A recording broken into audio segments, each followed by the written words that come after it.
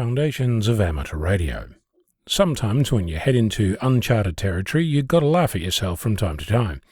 Last weekend I participated in a contest, something I enjoy doing, as you might recall. To simplify the process of setting up in a vehicle, I'd proposed a bold plan to save space and reduce complexity.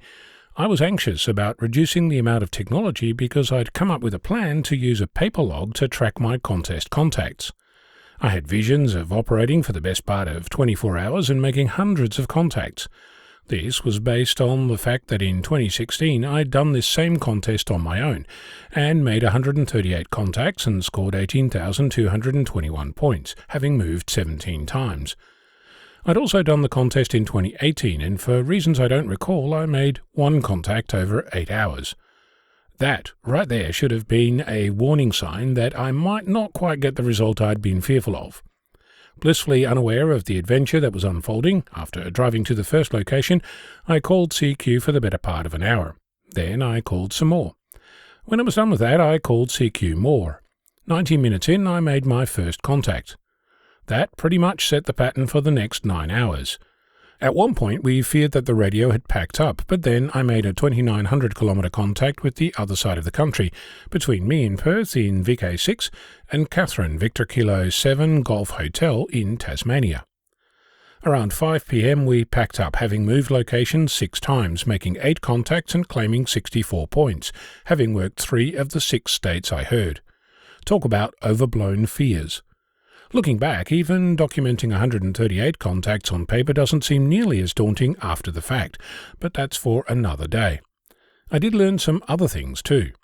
I was worried about logging the band correctly, since using a computer that's not connected to the radio requires an extra step when you change band. Using paper, the issue wasn't the band. It was remembering to record the time. We didn't have the opportunity to test all the gear before the contest. I was bringing in some extra audio splitters, which didn't work with the setup we had. Testing beforehand would have revealed that. We knew that there was a risk associated with not testing before and decided that in the scheme of things, it didn't matter. And we were right. It didn't.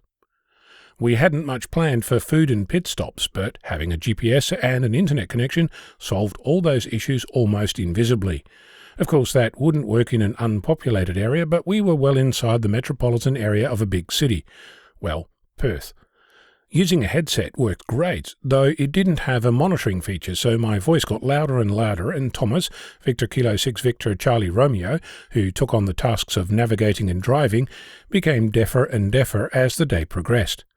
I keep coming back to wanting a portable voice keyer, a device that you can record your CQ call into, and then at the press of a button play it back, so you don't lose your voice whilst calling CQ hour after hour. The challenge seems to be that you need to find a way to incorporate it into the existing audio chain so it doesn't introduce interference. Winning a contest requires contacts, and that can only happen if there are other participants. This time around there didn't seem to be that many on air making noise. I think I heard a grand total of 13 stations. Some of that was due to propagation conditions, which were nothing like I'd ever heard before, but perhaps if I stick around for another solar cycle that too will become familiar. Atrocious is one word that comes to mind. Continuing our learning, the weather, not just space weather, actual Earth weather, snow, rain, hail, and in our case, sun. Neither of us thought to bring a hat, since the forecast was for intermittent rain. We had no rain, instead had the opportunity to bask in the winter sun. Yes, it's winter here in Oz, when it's summer in Europe.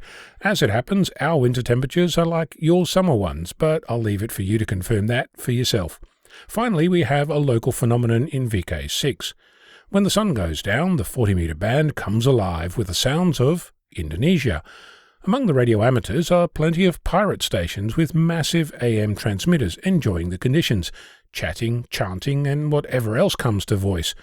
Not conductive to being on air and making noise, but as far as I can tell, not commonly heard outside of VK6. That said, the Indonesian radio amateur community must have the patience of saints putting up with the interference that their non-licensed countrymen cause on a daily basis.